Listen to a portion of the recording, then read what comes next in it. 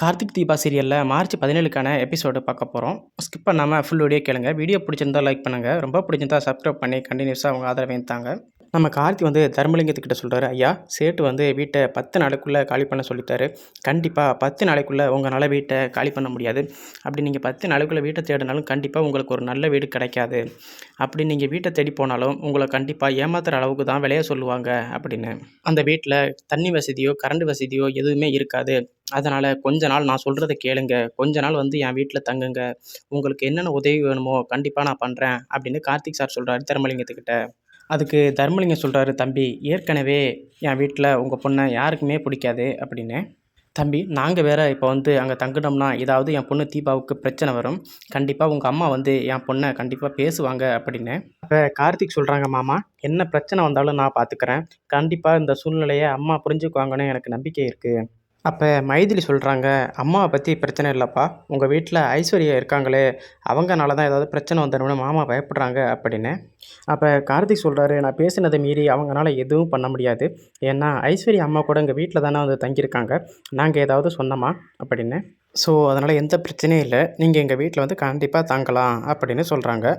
உடனே தர்மலிங்கம் சொல்கிறாரு, சரி திங்ஸ் எல்லாம் எடு நம்ம வீட்டுக்கு போவோம் அப்படின்னு. தீபாவும் வாங்கப்பா அப்படின்னு சொல்லிக்கிட்டு கூட்டிக்கிட்டு போகிறாங்க. நம்ம கார்த்தி வந்து தர்மலிங்கத்தையும் இடியன் ஜானகி எல்லாரையுமே கூட்டிக்கிட்டு கெஸ்ட் ஹவுஸ் போகிறாரு. அங்கே போயிட்டு இவங்க 4 பேரையுமே தங்க வைக்கிறாங்க கெஸ்ட் ஹவுஸில். அப்போ ஜானகி சொல்கிறாங்க, தம்பி எங்கள் தகுதிக்கு இதெல்லாம் ரொம்ப அதிகம் அப்படின்னு. அதுக்கு கார்த்தி சொல்கிறாரு, இங்கே பாருங்கள் இது என்னால் முடிஞ்ச சின்ன உதவி தான் அப்படின்னு சொல்ல.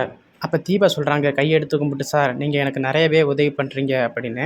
அப்போ கார்த்தி சொல்கிறாரு, தீபா இங்கே பாருங்கள் நீங்கள் என்னோடய மனைவி, உங்களுக்கு நான் ஹெல்ப் பண்ணாமல் வேறு யாருக்கு பண்ண போகிறேன் அப்படின்னு சொல்லிட்டு. அதுக்கப்புறமா மைதிலி சொல்கிறாங்க, இங்கே பாருங்கள் தம்பி எங்களால் தீபாவுக்கு எந்த வித பிரச்சனையும் வந்துடக்கூடாது, அதுதான் எங்களுக்கு பயம் அப்படின்னு சொல்கிறாங்க. அப்போ கார்த்தி சொல்கிறார், எந்த வித பிரச்சனையும் வராது, நீங்கள் இங்கே பயப்படாமல் இருக்கலாம், உங்களுக்கு நான் வாடகை வீடு கண்டுபிடிச்சதோட அங்கே நான் கூட்டிகிட்டு போகிறேன், அது வரைக்கும் நீங்கள் இங்கேயே இருக்கலாம் அப்படின்னு சொல்கிறாரு. அதுக்கப்புறமா நம்ம கார்த்தியும் தீபாவும் சேர்ந்து இங்கே அவங்கள இருக்க வச்சுட்டு நேராக வீட்டுக்கு போகிறாங்க. பக்கத்துலேயே தான் இருக்குது வீடு. அப்போ நம்ம அபிராமி கேட்குறாங்க, என்னப்பா தர்மலிங்கத்தை கெஸ்ட் ஹவுஸில் தங்க வச்சுருக்கிறியே ஏதாவது பிரச்சனையா என்னாச்சுப்பா அப்படின்னு. அப்போ ஐஸ்வர்யாவும் ராஜேஸ்வரியும் பக்கத்தில் தான் இருக்காங்க. அப்போ கார்த்தி சொல்கிறாரு, அம்மா தீபாவுக்கு நகை வாங்கி கொடுத்தாங்கல்ல அந்த காசு எங்கேருந்து வந்துச்சுன்னா அந்த வீட்டை அடமானம் வச்சுட்டு தான் அவங்க அந்த நகையவே வாங்கியிருக்காங்க.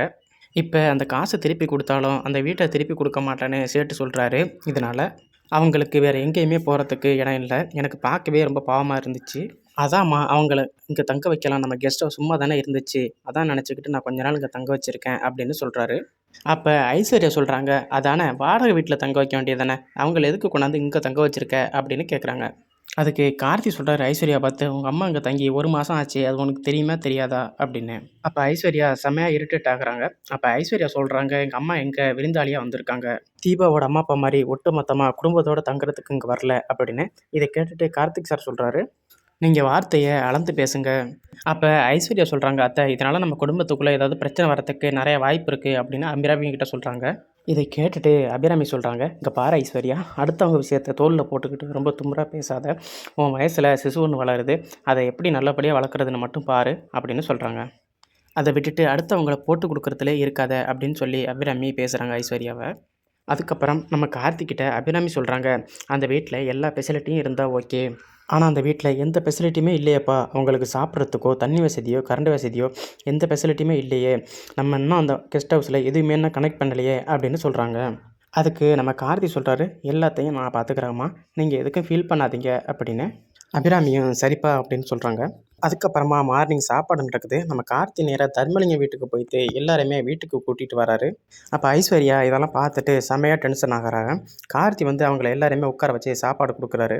அப்போ ஐஸ்வர்யா சொல்கிறாங்க அபிராமி கிட்ட, இங்கே பாருங்க அத்தை, நம்ம வீட்டில் யாருமே நான் சாப்பிடல, அதுக்குள்ளேயும் இந்த கார்த்திக் அவங்கள எல்லாரையுமே உட்கார வச்சு சாப்பாடு கொடுக்குறாங்க, எவ்வளோ திமிரு இருந்தால் இப்படி பண்ணுவாங்க அப்படின்னு கேட்குறாங்க. அதுக்கு அபிராமி சொல்கிறாங்க, அவங்களுக்கு இப்போ தான் இதயத்தில் ஆப்ரேஷன் பண்ணி வீட்டுக்கு கூட்டிகிட்டு வந்திருக்காங்க, இந்த மாதிரி நேரத்தில் இப்படியெல்லாம் பேசக்கூடாது ஐஸ்வர்யா அப்படின்னும். அதுக்கப்புறமா நம்ம தர்மலிங்கம் சாப்பிட்டுட்டு சோஃபாவில் உட்காந்துருக்காரு. மைதிலி ஜானகி எல்லாருமே உட்காந்துருக்காங்க. அப்போ நம்ம அபிராமி நேராக வராங்க. அப்போ அபிராமியை பார்த்து தர்மலிங்கம் சொல்கிறாரு, சம்மந்தியம்மா இங்கே பாருங்கள், உங்களுக்கு நாங்கள் தொந்தரவு கொடுக்குறோம்னு நினைக்காதீங்க. நாங்கள் கண்டிப்பாக இன்னும் 2 நாளில் ஒரு வாடகை வீடை பார்த்துக்கிட்டு கண்டிப்பாக நாங்கள் கிளம்பிடுவோம். அதுக்கு அபிராமி சொல்கிறாங்க, இங்கே பாருங்கள், நீங்கள் எதுக்கும் ஃபீல் பண்ணாதீங்க. நீங்கள் எத்தனை நாள் இங்கே இருந்துக்கணுமோ கண்டிப்பாக இருந்துக்கிடுங்க அப்படின்னு சொல்கிறாங்க. அப்போ ஐஸ்வர்யாவுக்கு டக்குன்னு ஒரு கால் வருது. அவங்க ஃப்ரெண்டு கால் பண்ணுறாங்க. அப்போ ஐஸ்வர்யா என்ன பண்ணுறாங்கன்னா, இவங்களை குத்தி காமிச்சு பேசுகிற மாதிரி, எங்கள் அம்மா இன்னும் 2 நாளில் கிளம்பிடுவாங்க. எங்கள் அம்மாவுக்கு மாளிகை மாதிரி வீடு இருக்குது. ஆனால் தீபா அம்மா அப்பாவுக்கு வீடே இல்லாமல் இங்கே வந்து உட்காந்துருக்காங்க அப்படின்னு சொல்லி தீபா குடும்பத்தை ஐஸ்வர்யா குத்தி காட்டி பேசுகிறாங்க. கேட்டுட்டு தர்மலிங்கம் செமையாக சங்கடப்படுறாரு. அப்போ அபிராமி தர்மலிங்கத்தை கூப்பிட்டுக்கிட்டு, உங்ககிட்ட ஒரு தனியாக விஷயம் பேசணும் அப்படின்னு சொல்லி கூட்டிக்கிட்டு போகிறாங்க. இப்போ தர்மலிங்கம் கேட்குறாங்க, சொல்லுங்கள் சம்மந்தி என்னாச்சு அப்படின்னு. அப்போ அபிராமி சொல்கிறாங்க, இதனால் வரைக்கும் நான் தீபாவை தப்பாக புரிஞ்சுக்கிட்டு இருந்தேன் அப்படின்னு. அப்போ நம்ம தர்மலிங்கம் கேட்குறாரு, என்னாச்சு சம்மந்தியம்மா, நீங்கள் இங்கே சங்கடப்படுற அளவுக்கு என்ன நடந்துச்சு அப்படின்னு. அப்போ அபிராமி அம்மா சொல்கிறாங்க, தீபாவை அந்த கடவுளாக தான் பார்த்து எங்கள் வீட்டுக்கு மருமகளாக அனுப்பியிருக்கா. தீபா ரொம்ப நல்ல பொண்ணு அப்படின்னு. இத்தனை நாளும் அதை நான் ஏற்றுக்காமல் இருந்திருக்கேன். தீபா ரொம்ப நல்ல பொண்ணு அப்படின்னு சொல்லி மனம் உருகுறாங்க. அப்போ நம்ம தர்மலிங்கம் சொல்கிறாரு, நீங்கள் சொல்லும்போது ரொம்ப சந்தோஷமாக இருக்குது. நீங்கள் தீபாவை மருமகளை ஏற்றுக்கிட்டாலே எனக்கு ரொம்ப சந்தோஷம்தான். அப்போ அபிராமி சொல்கிறாங்க, இதுக்கப்புறம் எங்கள் வீட்டு செல்ல மருமகனா அது தீபா தான் அப்படின்னு. இது வரைக்கும் தீபாவையும் உங்களையும் நான் அவமானப்படுத்தினதுக்கு என்னோட மனசார நான் கையெடுத்து மன்னிப்பு கேட்டுக்கிறேன் அப்படின்னு சொல்கிறாங்க. இதை கேட்டுட்டு தர்மலிங்கம் ரொம்பவே சங்கடப்படுறாரு. நீங்கள் எப்பேற்பட்ட ஆள், என்ன போய்த்து மன்னிக்கிறேன்னு சொல்கிறீங்களே, பெரிய வார்த்தையெல்லாம் சொல்லாதீங்க அப்படின்னு. அப்போ கார்த்திக் கேட்குறாரு, இங்கே என்ன நடக்குது அப்படின்னு. அதுக்கு அபிராமி சொல்கிறாங்க, தீபாவையும் எங்கள் குடும்பத்தையும் நான் அவமானப்படுத்தினதுக்கு தர்மலிங்கம் ஐயாவுக்கிட்ட மன்னிப்பு கேட்டேன். அதுக்கு கார்த்தி சொல்கிறாம்மா, நீங்கள் வந்து தப்பை புரிஞ்சுக்கிட்டாலே போதும், நீங்கள் மன்னிப்பு கேட்கணும்னு அவசியம் இல்லை. அதுக்கப்புறமா கார்த்தியும் தீபாவும் அவங்க ரூமுக்கு போகிறாங்க. அப்போ கார்த்தி வந்து தீபா கிட்ட, தீபா நில்லுங்க, நான் உங்ககிட்ட முக்கியமான ஒரு விஷயம் பேசணும் அப்படின்னு சொல்கிறாங்க. இதை கேட்டுட்டு தீபா வந்து, என்னாச்சு சார், நான் ஏதாவது தப்பு பண்ணிட்டேனா அப்படின்னு கேட்க, ஆமாம் தீபா, தப்பு தான் பண்ணிட்டீங்க. நீங்கள் ரொம்ப விஷயத்துக்கு முன்னாடி என்கிட்ட சொல்ல வேண்டிய விஷயத்த நான் இப்போ தான் கண்டுபிடிச்சிருக்கேன். அப்போ நம்ம தீபா கேட்குறாங்க, என்ன சார், நான் உங்ககிட்ட ரொம்ப வருஷத்துக்கு முன்னாடி சொல்ல வேண்டிய விஷயத்த நான் மறைச்சிட்டேனா என்ன சார் அப்படின்னு. அப்போ நம்ம கார்த்தி நேராக அந்த பத்திரிக்கையை காமிச்சு, என்ன தீபா நட்சத்திரங்கிற பேரை அடிச்சுட்டு தீபான்னு எழுதி வச்சுருக்கீங்க. அப்போ நம்ம தீபா வந்து பத்திரிக்கையை பார்த்ததோட செமையாக ஷாக் ஆகுறாங்க. அப்போ நம்ம கார்த்தி கேட்குறாரு, சொல்லுங்கள் தீபா அப்படின்னு. அதுக்கு தீபா சொல்கிறாங்க, சார் நான் உங்கள் மேலே ஆசைப்பட்டது உண்மை தான் சார். ஆனால் அது நடக்காதுன்னு தெரிஞ்சதோட நான் எப்படியாவது அந்த பத்திரிக்கையை தூக்கி வீசியலாம்னு பார்த்தேன்.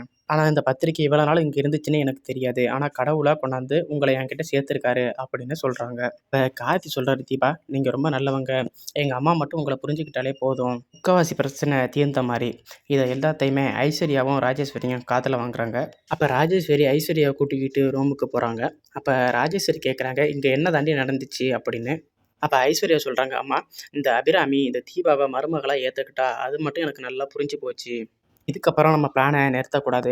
என்னோட கற்பம் கலைஞ்சதுக்கு தீபா தான் காரணம் அப்படின்னு எப்படியாவது சொல்லி இந்த தீபாவை வீட்டை விட்டு விரட்டணும். அதுக்கு ராஜேஸ்வரி சொல்கிறாங்க, அதுக்கு தானடி நான் இங்கேயே வந்திருக்கேன்.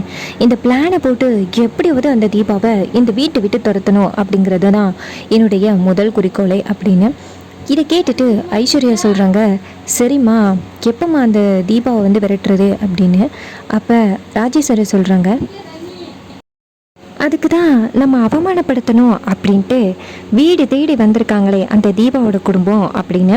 இது கேட்டுட்டு ஐஸ்வர்யா சொல்கிறாங்க, அவங்கள வச்சு நீ என்னம்மா பண்ண போகிற அப்படின்னு. அதாண்டி என்னுடைய மிகப்பெரிய திட்டமே அப்படின்னு சொல்கிறாங்க. ரொம்பவே இன்ட்ரெஸ்டிங்காக எபிசோடை கொண்டு போகிறாங்க.